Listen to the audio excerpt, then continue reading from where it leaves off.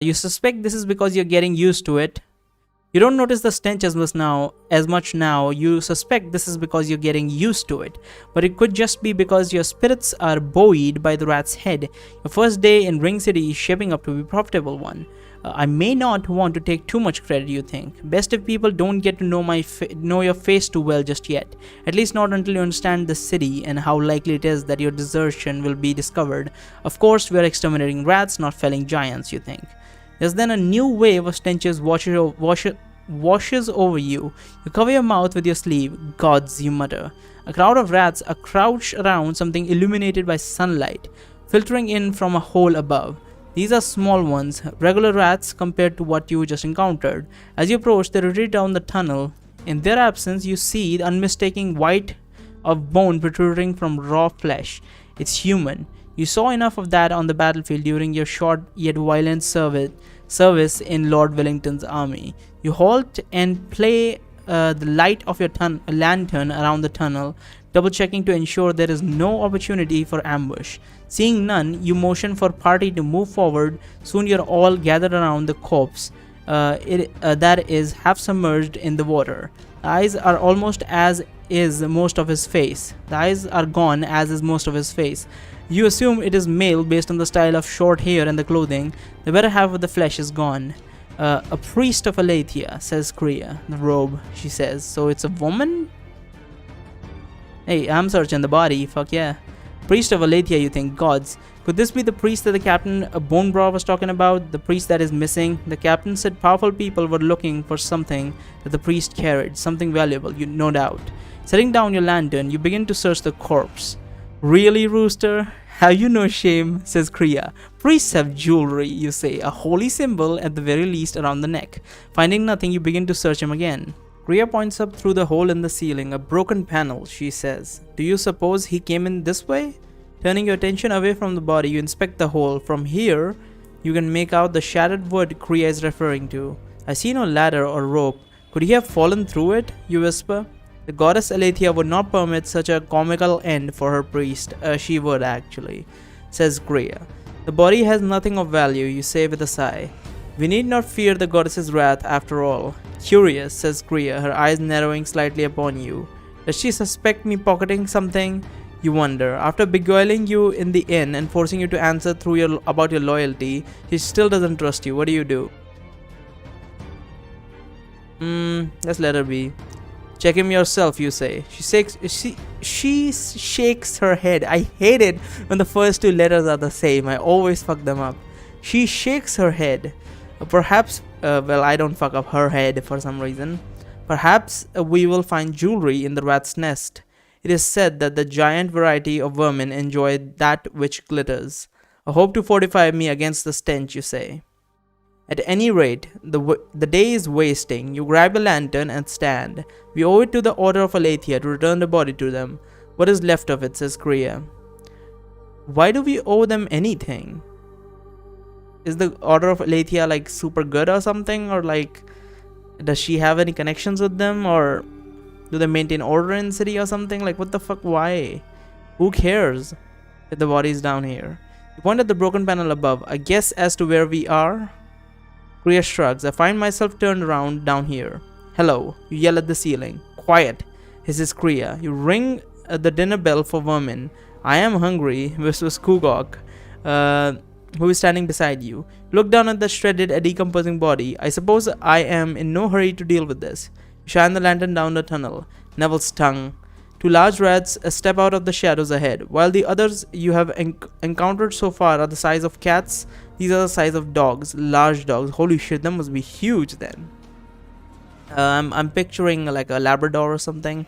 A number of normal size rats scurry behind them, squeaking as though they are egging on their monstrous cousins. The two giant rats charge. What do you do?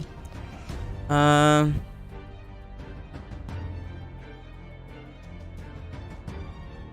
think they will dodge my spear. I will command Gukog at the front.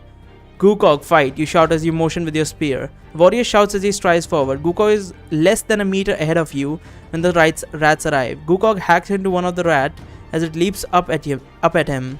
You step to the side, jab your spear your spear past Gukog into the other charging rat. The rat screeches and shakes on the shaft of the spear.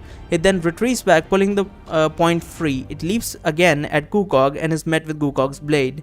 Hate it, Gukog shouts as he hacks the now convulsing rats. Meanwhile, you step further to the side into the water with your lantern raised.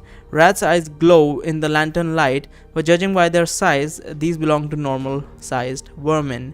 Your king and queen are slain, you shout as you charge forward, sloshing through the water. The rats retreat. See, that was the correct option. I was thinking like I should go for first, but a spear is best used with a shield. So since we have a shield, a Gukog, so we should use him properly. You stop and listen. There is a chorus of rats squeaking further in, constant like the murmur of beehive. I think the nest is near, you say. I expect it is, and there is power here near his body. I can feel it. What does that mean? I expect it is, and there is power here near this body. Mana flow or something? Says Kriya. This will do. Do for what? You ask as you slosh back to her. Kriya doesn't answer. She wants to go back. She pulls her own dead rat, Maurice, out of her pocket. She carefully sets the rigid body on top of the corpse of the priest of Aletheia while murmuring words in a language that you do not understand. Is she speaking in demon tongue? Perhaps. You feel your lip curl up in disgust. Oh god, this is not the place for twisted witchcraft. Kriya holds up a finger as though to silence you. She continues to chant. She pulls out of the folds of her cloak a small glass vial full of powder and begins sprinkling its content around the dead rat. Not knowing what else to do, you get to work chopping off the head of one of the massive rats. Gukog, to your surprise, takes the initiative, drags the other rat up to an embankment and prepares to behead it. By the time you have both heads in the burlap sack, Kriya is finished chanting. A thin wisp of steam or smoke rises from the corpse. The little body of the rat is gone. Is she doing necromancy to bring the Alethean priest back or something? You say it's blasphemy to search the body of an Alethean priest, and then what do? Use the priest's corpse as an altar for your dead rat, and there he is, says Kriya, cutting you off. Her face lit up like you have never seen. She is pointing down the tunnel. A medium-sized rat with very long whiskers emerged out of the dim lantern light. It is scampering quickly forward, unafraid. My new familiar. Oh, yeah, okay. My new familiar, says Kriya, clasping her hands with joy. Gukog raises his sword as the rat comes near. Gukog, no, shouts Kriya, do not harm the rat. Gukog steps away from the vermin while lowering his sword, looking uncertain. Ugh, you groan. So this is the reason for your blasphemy? You called another pet? Much more than a pet, a familiar. I was thinking she was petting the thing, so that's why I said pat instead of pet. A familiar, says Kriya. This one is better than my last, I suspect. This time I was able to summon close to a nest. Kriya leans down and the rat climbs up her arm, onto her shoulder, nestles itself in her hair next to her neck. The one that answers the call is the finest and most intelligent of their number. Gods, I hope you wash it. You say, and you better not be telling me that all this sewer crawling is about getting you a new pet. What difference does it make, says Kriya. The bounty is the same either way. Well, now I would like to renegotiate our terms, you say. I did not realize this was a witch quest. Just then there is a long terrible screech that echoes from not too far away. A big one, you think. You can talk about this later, says Kriya, appearing down the tunnel. Right now we have a nest to destroy. Wait, we have a nest of rats to destroy. What is your pet going to think of us killing all of his friends and family, you say? An interesting question. Kriya pulls the rat off her shoulder, looks into his beady red eyes. It looks as though she's about to kiss it. But that would be disgusting considering it's a sewer rat. Instead, she carefully tucks it away in her cloak, probably the same pocket Maurice has been stowed in. Sleep now, she whispers into her cloak, and then she looks up at you. He will need his rest after the ordeal of summoning anyway. What a strange day this is becoming, you say. It indeed is a strange day, I gotta say. What would the rat familiar even do? The only thing I can think of is a mild distraction on a human enemy, or like bites their toe or something, or like information gathering. But can the rat communicate with its summoner to some extent? I don't know. Your body slogs quickly through the largest of the tunnels, rats scurrying away before you. You come to a bend in the tunnel, keeping your spear out and your lantern cautiously high. You cautiously lead Wait, you land on high, you cautiously lead the way. After the bend, the tunnel continues on for a few meters before you see a large mound of sticks, rags, and sewage. Is that it? You ask.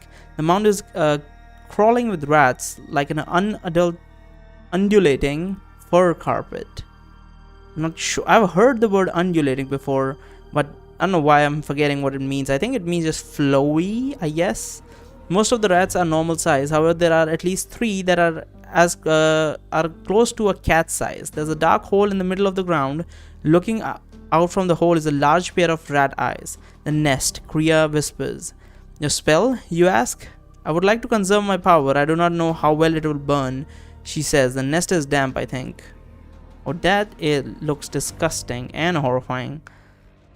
You don't consider, I think Goblin Slayer did a great job at explaining how weak enemies can be extremely perilous in various ways, and this is because of that I've come to notice more and pay more attention to mob type of characters. Maybe it's because hack and slash games and where it's so fucking common to just, you know, fucking rip through enemies continuously, is because we forget that, you know, these are creatures and they will fight to the end to, you know, kill you or whatever. Is that it? You ask. Okay, that is done. It is a monster of a rat inside, you whisper. There could be others deeper in, says Kriya. A great screech comes from the hole. The huge rat, larger than any you have seen so far, scuttles forward. Its mouth is open, exposing its horribly long and sharp incisor teeth. You could advance as a wedge towards the nest to get in range of Kriya's spell. Another option would be to hold where you are, try to coax them to you in the hopes of thinning their numbers before approaching. What do you want to do? I think I would prefer to coax them because animals do tend to be, you know, wary of any intruder. They would like to size us up and shit. But I highly doubt they would just come all running out to attack us. So let's try to coax them. Maybe we can thin their numbers before engaging the nest, you say. They are stupid animals. Certainly we can goad some of them to come to us. They might be preparing to swarm, says Kriya. Then we had better be prepared to meet them, you say. Gukog, move forward a pace. I will cover you on the left with my spear. Kriya stands to the right of Gukog, so you will have a clear shot with your spells. We shall create a wedge of death. It takes a few seconds to position yourself. Meanwhile, a huge rat now stands at the edge of the nest. On its, am I left-handed or something? Why would I stand to the left with a spear? It would be maybe I'm just standing to the left, not hiding behind him. Got it. Okay.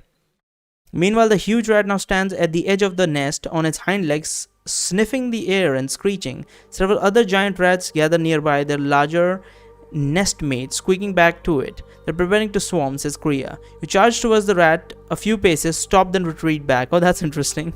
The largest of them takes the bait, rushing after you. You make it back to your wedge formation in time and turn to thrust the spear at the onrushing monster. You slam back by the weight of the thing as the tip of the spear pierces into its shoulder.